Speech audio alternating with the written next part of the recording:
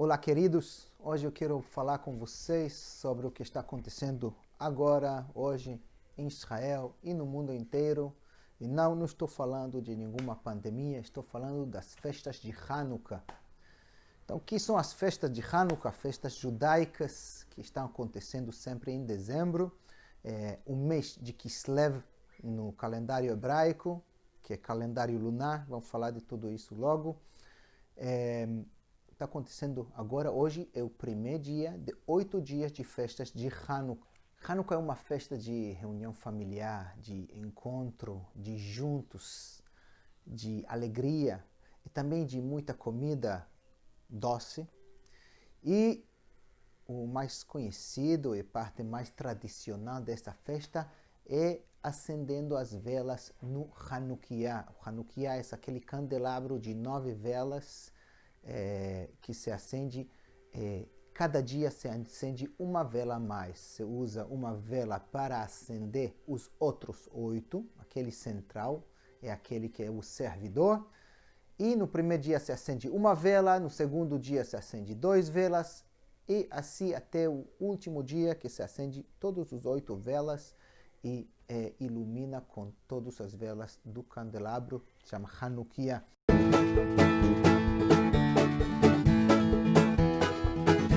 Agora, que é essa tradição, de onde chegou essa festa, e disso eu quero falar.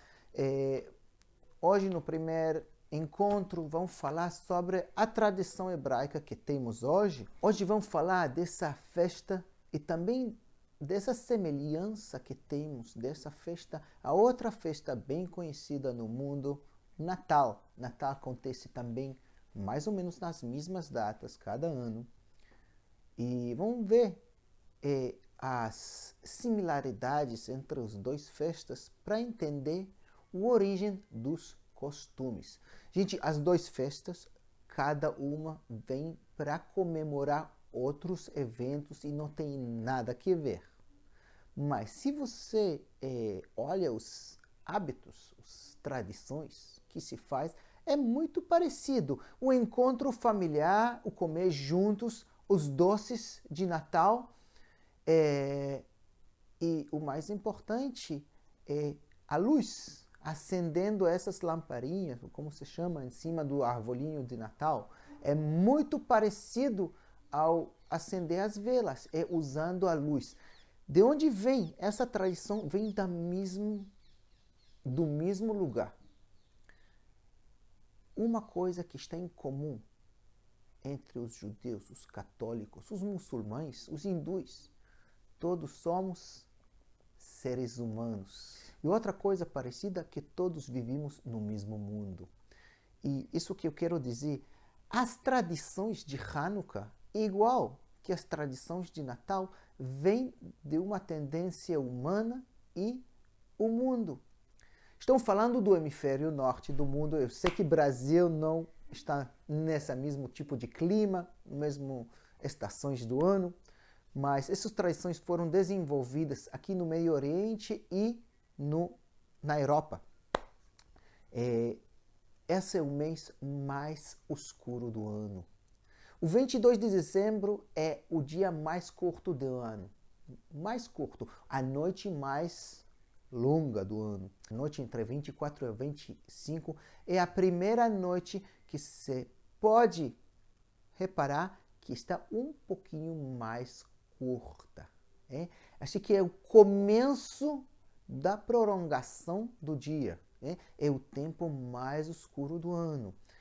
Agora, se você olha as datas de Hanukkah, uma data de calendário lunar, tem outra data cada ano. Por exemplo, agora o Hanukkah começou na noite entre as 10 e as 11 de dezembro. O outro ano vai ser um pouco diferente, mas o importante é que a lua também afeta a escuridade das noites. Sim? Estamos falando do mês que tem as noites mais compridas, mais longas, mais horas de noite, e também as datas dentro do mês. Olha outra vez, o 25 de Kislev. Os últimos 4 dias do mês de Kislev e os primeiros 4 dias do mês de Tevet, que é o mês que vem depois de Kislev. Os primeiros e os últimos dias no mês hebraico são os dias que quase ou que não tem nada, ou que quase não tem lua no céu. Assim que a noite é muito mais escura. O efeito da escuridão em cima do espírito humano, né, em cima da mente, da psicologia, é que diminui a alegria. Além da escuridade, tem também frio, que também faz o mesmo efeito. Deprime, faz mais pesado. Essas festas, os dois estão vindo exatamente no momento do ano que o ser humano precisa de uma ajuda mental. Precisa um empurre, um chute pequeno para tirar para frente com um pouco mais de alegria. Porque daqui a pouco, esse começo do inverno que tem aqui é também o nascimento avisado da primavera. O inverno avisa que a primavera está chegando, porque já está prolongando um dia mais. Agora, se você olha na Europa, no norte da Europa, a escuridade é pesada. Tem muito suicídio. Na Suécia, na Alemanha, o homem se deprime. E como vamos ajudar ele com essa depressão? Com as 3 coisas que dão mais alegria na vida. Quimicamente, serotonina no cérebro, que são carboidratos, como não?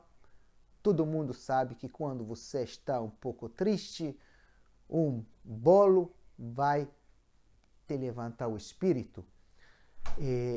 E a outra coisa é a família e os amigos. O encontro social ajuda muito a se alegrar.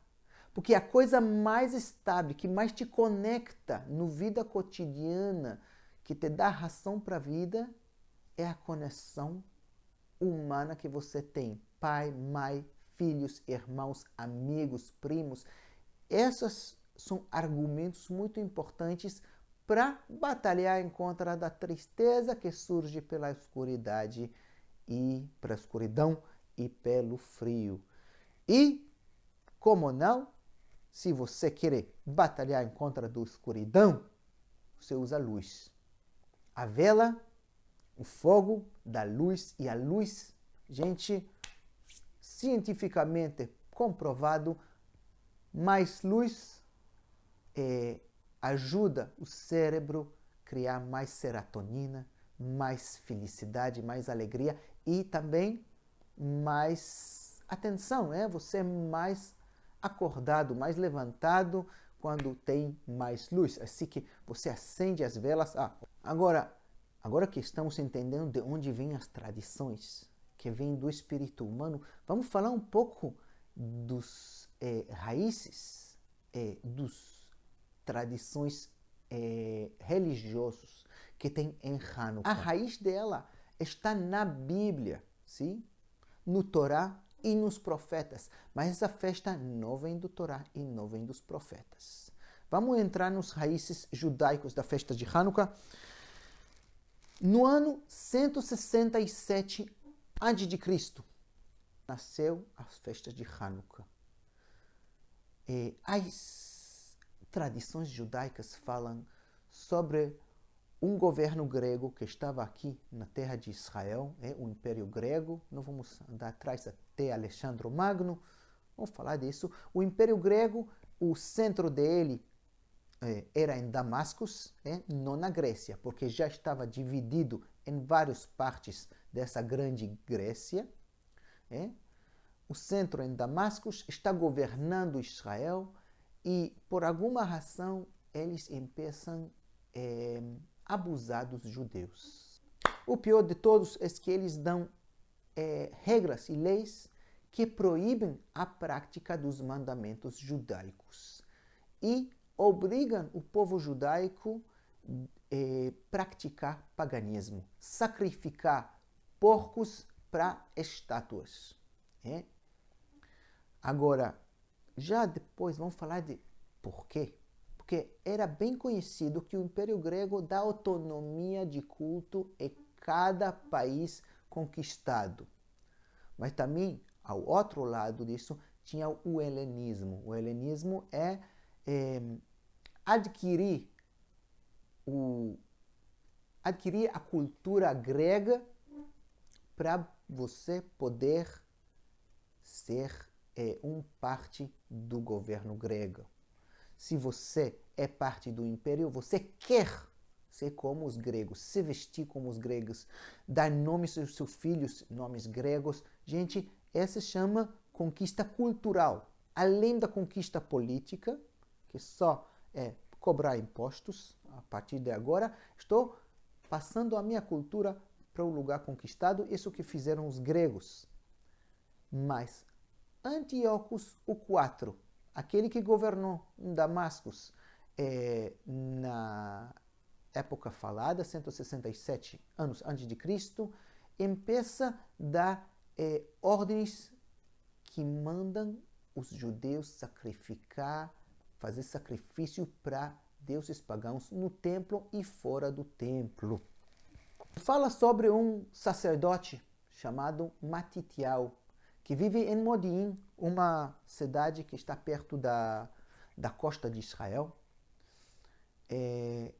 E mensageiros do império, do governador de Antíocos, o quarto, chegam a Modi'in, chegam esse sacerdote que é uma pessoa muito importante na comunidade de Modi'in e pedem dele fazer um sacrifício para o imperador Antíocos IV. Esse sacerdote diz que ele é fiel só a Deus, o Deus dos judeus, Jeová. Ele não vai fazer sacrifício para nenhum outro Deus e nenhum nome de nenhum imperador é importante.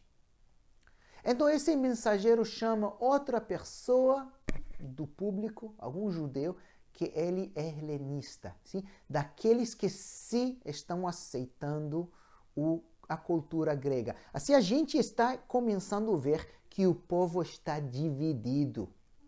Tem aqueles que adoptam a cultura estrangeira, dizendo, somos judeus, mas o que é importante se a gente se veste como gregos, se fala como gregos, se faz festa como gregos, e assim, a pouco, se está se perdendo a conexão com o judaísmo original. E tem aqueles que eram zelotes, gente mais conservativos, que mais mantêm e não querem influência estrangeira na terra deles, na religião deles. Matitieu, o sacerdote, era um deles. Ele vê aquele judeu que é helenista, se parece aos gregos, ele diz, não tem problema, que há problema sacrificar um bicho para o imperador ficar feliz. Ele vem para fazer esse sacrifício. Matitieu, o sacerdote, fica chateado com a situação, fica bravo, perde a paciência e mata aquele judeu como vingança ao pecado. E logo mesmo ele também mata aos soldados mensageiros do império de Antíocos.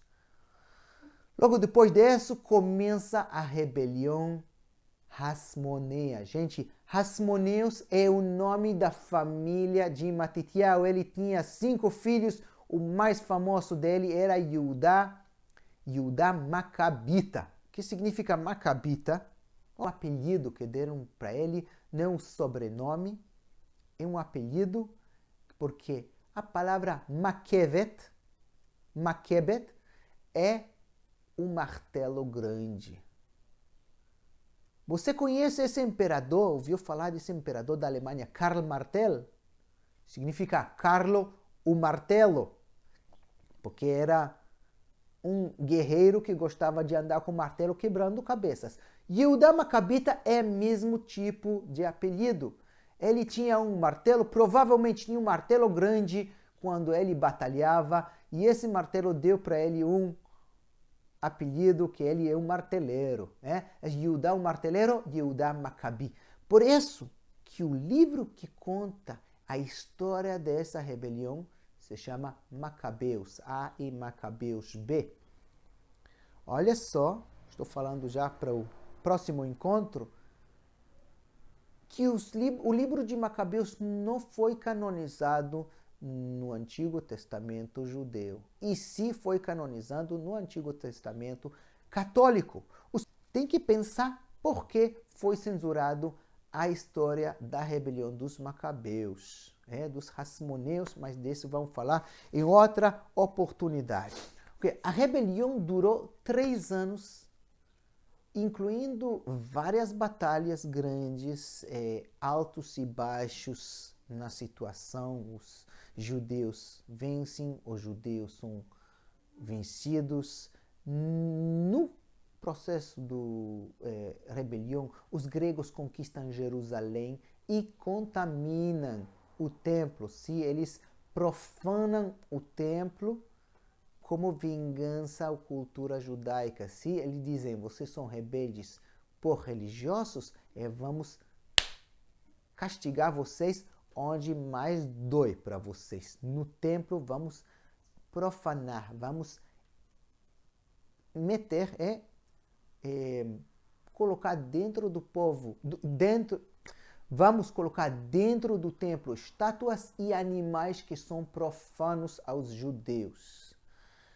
No fim dessa rebelião, os judeus são vencedores.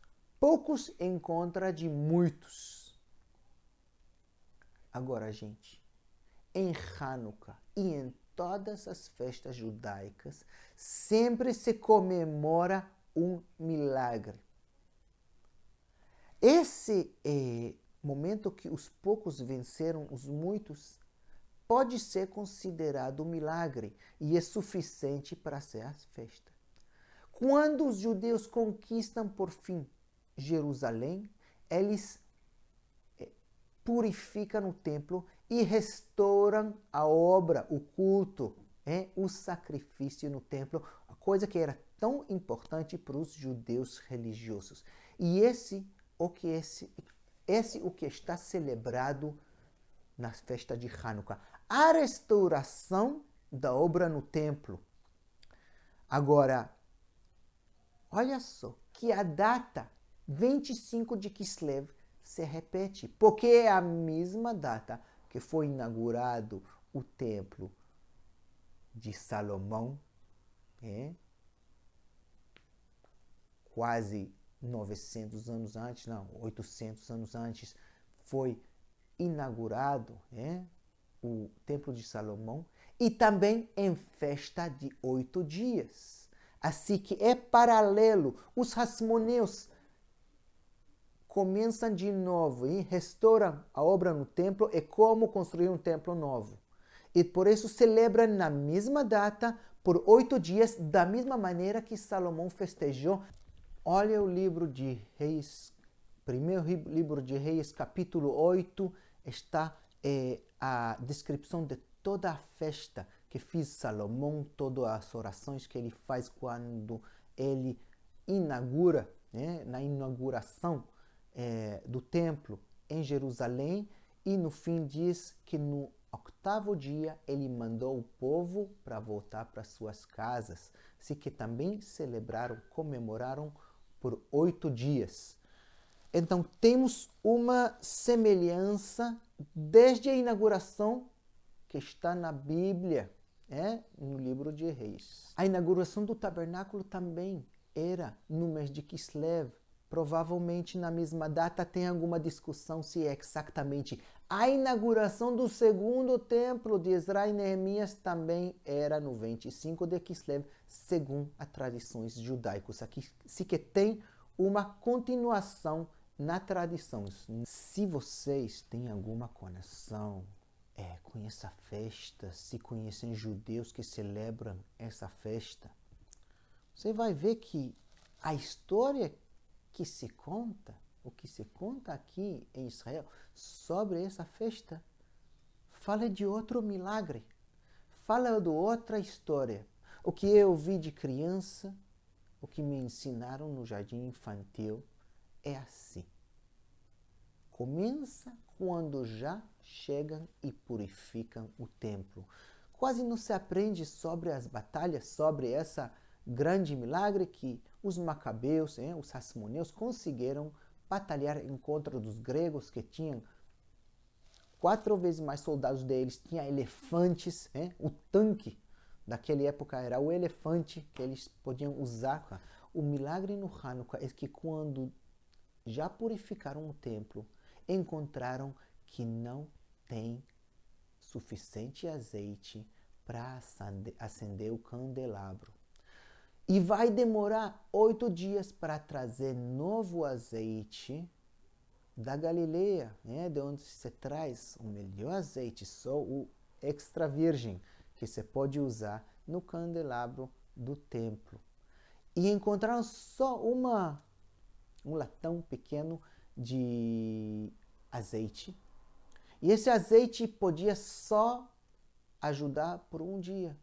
Não vai ser suficiente por 8 dias que se esperam. O que fizeram? Tem que começar a obra, tem que acender o candelabro. Usaram esse azeite e esse azeite não acabou até que chegou o novo azeite 8 dias depois. E por isso que acendemos as velas durante 8 dias, cada dia uma vela a mais, e colocamos essa Hanukkah sempre na janela. Por quê? Porque você tem que colocar para avisar aqueles que estão longe e veem velas na janela, tem que avisar para todo mundo que aconteceu um milagre, para lembrar, para saber. Por quê? Porque tem aqueles que estão longe, capaz que não têm velas, capaz que esqueceram, capaz que estão tristes agora, que está escuro e frio, e tem que fazer se lembrar, aconteceu um milagre.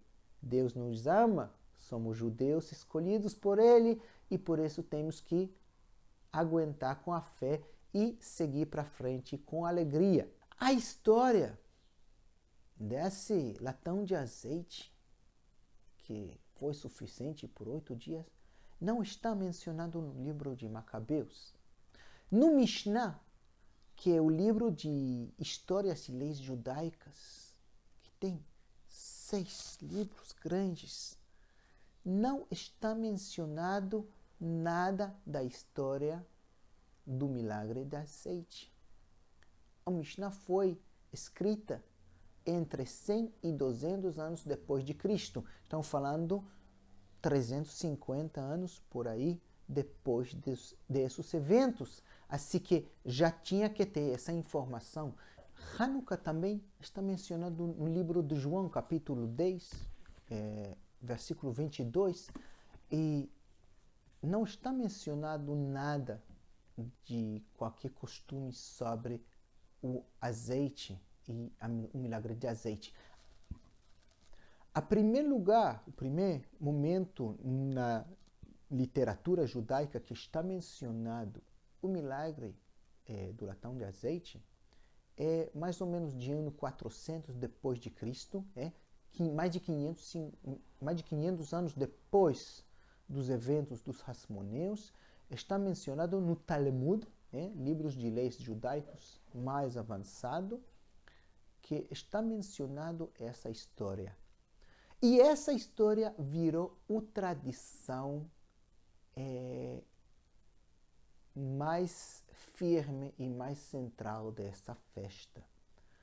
O ano 400 vem na época bizantina, o começo da época bizantina, que o cristianismo já é uma religião imperial e já não procura mais conexão com o judaísmo, já se afasta do judaísmo. E os judeus se afastam do cristianismo mais e mais naquela época. E tem uma pergunta interessante. Por que se tinha que aplicar uma nova tradição, uma nova história, contar sobre o outro milagre, enquanto essa festa ainda que não é uma festa bíblica, porque vem depois que foi fechada a Bíblia dos judeus, o Antigo Testamento está fechado antes dos Macabeus, sim, e não é uma festa do Torá, mas tem todos os elementos para ser uma festa importante e sagrada, a inauguração do templo, 8 dias igual como no templo de Salomão, tudo é perfeito. Para que tem necessidade de aplicar uma nova mitologia? E por que tem que esconder a história dos Hasmoneus? Porque tem que censurar o livro de Macabeus. E que tudo isso tem que ver com a colheita de azeitona que aconteceu somente até 2 semanas atrás. Foi terminada. E tem algumas azeitonas que ainda estão para ser recolhidas em alguns lugares em Israel. Qual é a conexão entre tudo isso? Já vou falar depois. Gente, Hanukkah feliz para todo, para quem celebra e para quem não. Que sejam felizes, que ainda quando estão em isolação social e não podem se reunir grandes grupos, que tenham muita felicidade no coração, que sentem juntos ainda quando estão sozinhos, que sentem o amor de Deus para cada um de vocês. Amém e feliz Hanukkah.